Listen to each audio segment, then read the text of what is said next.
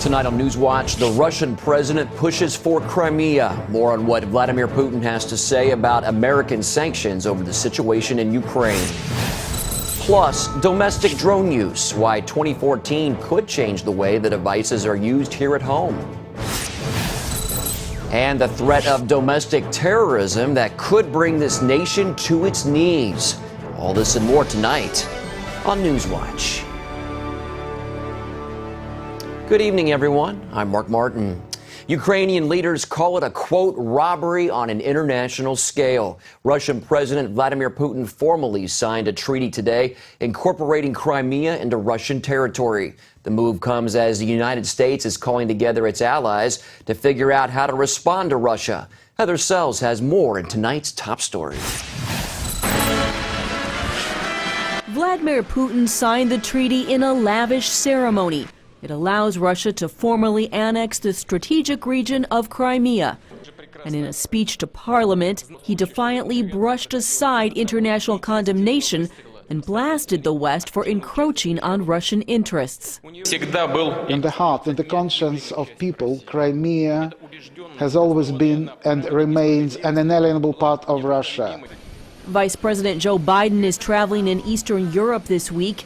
He's working to assure Ukraine's neighbors of American support, promising more sanctions and condemning Russia for violating international law. Russia has offered a variety of arguments to justify what is nothing more than a land grab. But the world has seen through Russia's action and has rejected the logic, the flawed logic behind those actions. But political experts like Mary Manjinkian warn that at this point, the U.S. has little leverage in terms of trying to influence or coerce Russia. They don't really see themselves as really needing anything that the West has. You talk about sort of carrots and sticks. I think the problem is that right now, I don't know if we really have any carrots, and I don't really know if we have any sticks either. For now, Russia has new territory and naval experts say a strategic opportunity with newfound access to the Black Sea. The Black Sea is a huge economic thoroughfare particularly from east to west, from the Caucasus and the Caspian to Central and Eastern Europe. Traffic on the Black Sea, 300 ships a day. Whether the U.S. can reverse Russia's hold on Crimea, unlikely. Whether it can prevent the Kremlin from further expansion is the question many are hoping will be answered, and soon. Heather Sells, CBN News. For more analysis, we turn now to Cliff May. He is the president of the Foundation for Defense of Democracies. Cliff, were there warning signs in this situation? I mean, was it always Russia's goal to gain back Crimea? There were plenty of warning signs. Keep in mind that in 2008, Putin essentially sliced off two pieces of Georgia, South Ossetia and Abkhazia. Now, those territories are not as well known as the Crimea, which has been part of Ukraine. But nonetheless, what happened there is Putin said, there are territories I want, I'm going to take them, and I'm going to see if anything happens. Very little happened in that case. So there was that warning for sure. Well, looking at these sanctions the U.S. and EU are imposing, do you think they're going to do much to actually stop Russia? No, not so far. The sanctions that have been introduced are very weak. I'm not sure there are going to be stronger sanctions. There could be. I'm not sure there will be, or that it's even necessarily a good idea. I think that Putin has taken Crimea, and it's his, and he's going to keep it. I think there is a question of whether he wants parts of eastern Ukraine, and I think he may not have made up his mind. He may be looking to see whether or not he really will have to pay a price. My view is that all of this is a symptom. You run for the train and you find yourself out of breath, you know you're not fit, you better start exercising. The U.S. has been appearing to be, and maybe has been, in retreat for a number of years. This is no time to be cutting back on our military as we have. We've made a mistake by cutting down missile defense significantly, not least in Europe. We should restore that. We should get back to strengthening America, not weakening America, because when we weaken, that provokes, that is provocative of all our enemies and adversaries. And this is one of a number of symptoms globally where we see America's retreat and growing weakness having very adverse impacts. Well, speaking today, President Putin called for greater support from China and India. Talk a little bit about those relationships and how they benefit Russia. Yeah, we're all saying, and for with reasonable explanations of what Putin's done is illegal. But for those who believe that the UN Security Council decides what's legal and not, well, the UN Security Council didn't say this was legal because Russia is on it, and it said, nope, what we're doing is perfectly allowed under international law, and China decided to abstain. They're not going to judge Russia in this way. So in that case, there is no international law prevailing. On the other hand, agreements among nations do constitute international law. We and the British and the Russians did sign the Budapest Memorandum, which guaranteed the territorial integrity of the Ukraine in exchange for Ukraine giving up its nuclear weapons. It kept its part of the bargain. We haven't kept our part. That is a death blow for nuclear nonproliferation movement, something that Obama said was very important to him when he came into office. Okay, Cliff May of the Foundation for Defense of Democracies. Thanks for your insights, Cliff. Thank you. Tensions between Russia and Western nations are leading some to worry over progress in a nuclear agreement with Iran. Iran gathered with 6 world powers today, including Russia, the U.S., Britain, and Germany. The meeting comes just one day after America and the European Union imposed sanctions on Russia. But those don't appear to be having an impact on the Iranian talks, which are focused on making a deal to curb Iran's nuclear program and end sanctions against Tehran. Over the past decade, Iran has expanded nuclear activities but denies any interest in atomic weapons. A United Nations panel says it has identified a list of people responsible for war crimes in the Syrian civil war. Among those listed, a number of leaders in the Assad regime, including the heads of government intelligence forces, military commanders, airport officials, and prison employees. They are accused of torture, targeting civilians, and bombings. The Syrian ambassador to the UN is rejecting the Human Rights Council report, but the panel says the incidents are well documented, saying, "We do not lack information on crimes or on perpetrators. What we lack is a means by which to achieve justice and accountability." When that missing Malaysian plane first took a turn-off course, it did so through a programmed computer system, not by a manual move. The New York Times reports that the programming likely came from someone in the cockpit who was familiar with the system, although it's not clear if the computer system was set before or after takeoff. Meanwhile, the search for the plane is now focusing mainly on an area roughly the size of Texas, but there are still no leads. Malaysian authorities have offered contradictory information on the timeline of events. Still, all signs point to a deliberate act in what is now the largest search in aviation history. The turns that this airplane made, even if we don't know the altitudes, someone was very definitely in control of this airplane and knew what they were doing. Background checks of all Chinese passengers on board revealed no links to terrorism, ruling out speculation that Chinese Muslim separatists might have been involved in the plane's disappearance. Some are calling 2014 the year of the drone. That's because privacy advocates and government agencies will be battling across the country over the use of local drones. More than 35 states are considering drone legislation this year. Law enforcement and local governments want to use remote-controlled aircraft for everything from surveillance to search and rescue. But privacy watchdogs are urging state legislators, to step in and head off any potential privacy violations. The Minnesota legislature debated some of those privacy concerns recently. Nobody wants to put a police officer in jeopardy or jeopardize a current investigation, but we do want to protect people's privacy, and folks have an expectation of that dating back a couple hundred years. California and Utah are looking at measures to require law enforcement to get a warrant before collecting data from the skies. While the U.S. government figures out how to control drones, companies around the world are wasting no time.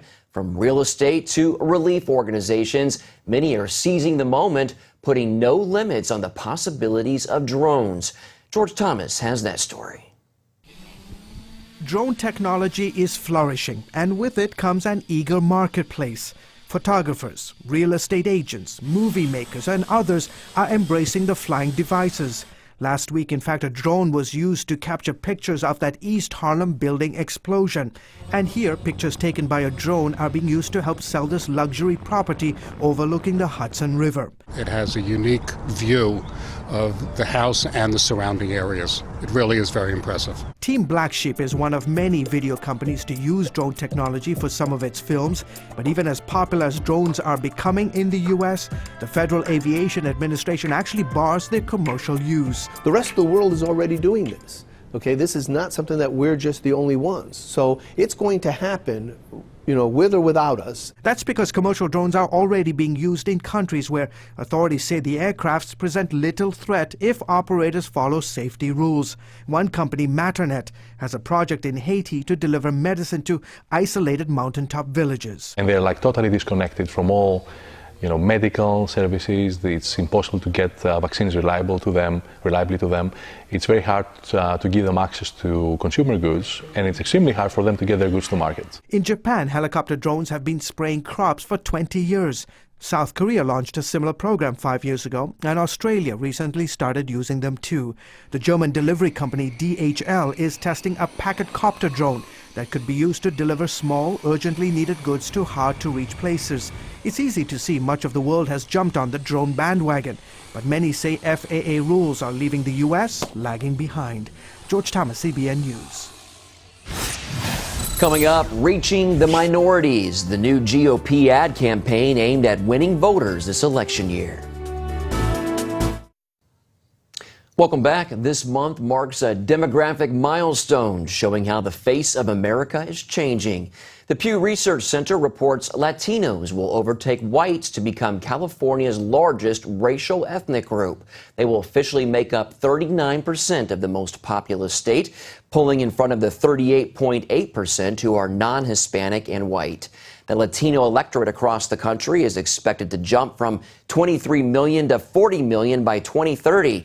However, experts say right now Hispanic political power is lagging because of economic and organizational weakness.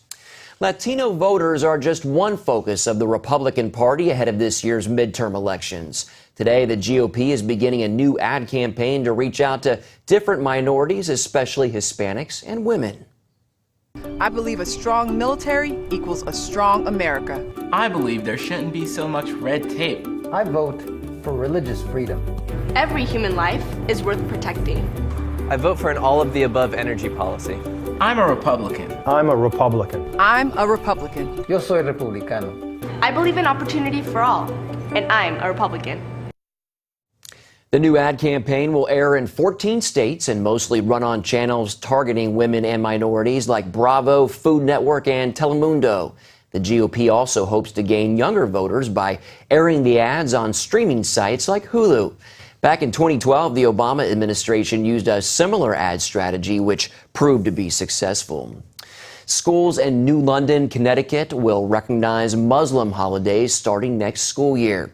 That means Muslim students can now be absent from school and teachers may not schedule any tests on those days. The Council on American Islamic Relations applauds the move, saying it will improve the learning environment for Muslim students. The group's spokesman, Ibrahim Hooper, says more and more school districts nationwide are recognizing Muslim holidays. Up next, the new attack you never saw coming, shutting down America's power grid.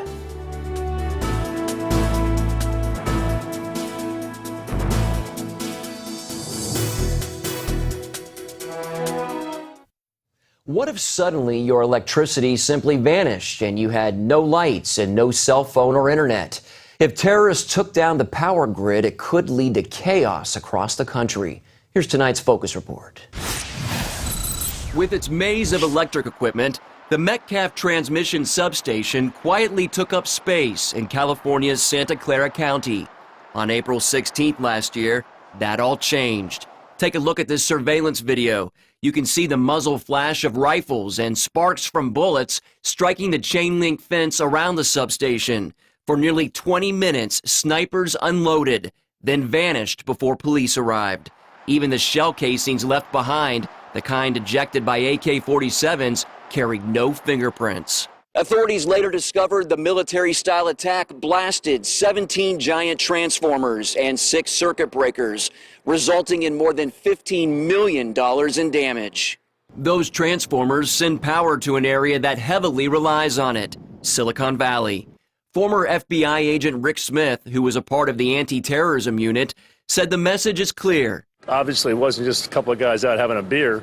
There was some orchestrated attack that was planned, and it looked somewhat professional. If you don't have any power, you obviously have disruption, and the message is that our facilities were vulnerable. Fortunately, in the Metcalf case, electric grid officials rerouted power to prevent a blackout. Still, that did not stop John Wellinghoff, the chairman of the Federal Energy Regulatory Commission at the time, from telling the Wall Street Journal the attack was, quote, the most significant incident of domestic terrorism involving the grid that has ever occurred in the U.S.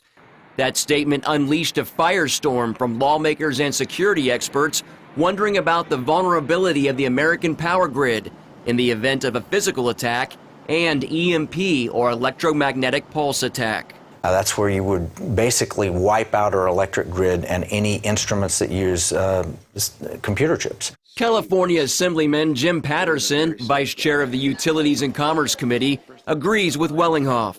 What keeps me awake at night, and a lot of the people who produce and distribute power in California, is this whole question about whether this was isolated or whether we need to see this as the beginning of a new security risk. The big picture is, though, that this is an indication of the soft targets and the variety of targets in this new attack on America.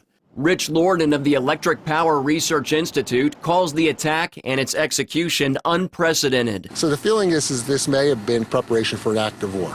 Lorden's colleague at the Institute strongly disagrees. I think he was off base for making that sensational kind of remark. I don't understand why he would even say that, and we've had quite a conversation since then about this. Gelling's thoughts on the motivation behind the attack, however, don't change his concern for the security of the grid. It's an ongoing battle to stay one step ahead of these folks who might want to do us some harm, not just physical harm to the power system, but also the cyber side. There's a lot of ground to cover in that battle. The U.S. power grid is extensive, and from the East Coast to the West Coast, many substations are located in remote areas with minimum security. This substation in rural Northern California does have a high, thick chain link fence with barbed wire on top, and you can see the main gate is locked.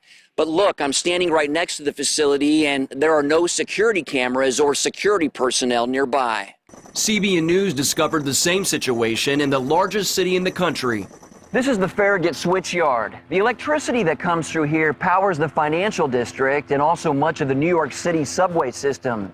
As you can see, it's only protected by a flimsy fence and minimum security. If it's accessible to us, experts say it's also accessible to terrorists. As horrible as 9/11 was to this nation and to the city, had the terrorists flown 2 planes into this facility, the consequences to New York City and to the nation would have been orders of magnitude more damaging than what actually happened. I hope we never get to the point where we have to monitor this entire infrastructure, which is literally millions of miles of wire, 150,000 poles, and roughly the same number of substations. Impossible. However, Gellings and other leaders are by no means throwing in the towel. Pacific Gas and Electric, owner of the Metcalf substation, has worked with federal and local agencies and consultants to increase security. Among other things, company leaders plan to put up opaque fencing, advanced camera systems and lighting, and more alarms. These are things we've already done: perform a risk assessment, evaluate the gaps we have, and then implement strategies to fill those gaps. One strategy is increasing patrols around substations. As CBN News walked around and shot video of the Metcalf substation, it took about half an hour before we encountered inquisitive deputies with the Santa Clara County Sheriff's Department. There's a lot more patrolling. There's a lot more public safety eyes. There's a lot more tracking and identifying of potential domestic threat with respect to that kind of chatter. As far as the hardening of the grid itself, Gelling says the Electric Power Research Institute is literally developing a Kevlar vest to put around transformers to protect them. He says researchers are also working on devices that would sense the vibrations of people and report that movement to provide more awareness of the situation on location. And then we want to get overall situational awareness and use such as unmanned aerial vehicles to actually look at a whole area of the power system. The drone idea has been met with reluctance from the FAA. That's not stopping power industry leaders and others, though, from exploring options to fortify a grid which has shown itself to be quite vulnerable.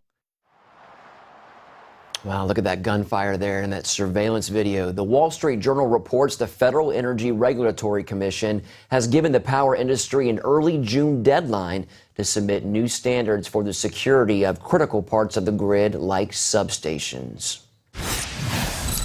Up next, meet a man who's embracing the late season snow to make something colorful. When life gives you lemons, you're supposed to make lemonade. What are you supposed to do when life gives you more snow instead of spring? Well, a New York man is using all that extra snow to brighten people's lives. Look at that, making colorful sculptures for the delight of those driving by. Somebody sent me $20 in the mail with no return address. I get thank you letters. People stop all the time. Some people stop that work at the athletic club or wherever they work at, and they say, I drive by every single morning to see what you've done different. Smith, who's a chef in the Rochester area, uses food coloring to add life to his creations. He says he started building the creatures when he was younger and has no plans to stop anytime soon. He still gets surprised by the responses he gets from people admiring his sculptures. And what is that thing behind him? Whatever it is, it's colorful. Well, that's all for this edition of Newswatch. Remember, you can email us your comments and questions at newswatch@cbn.com. Hope you'll join us next time.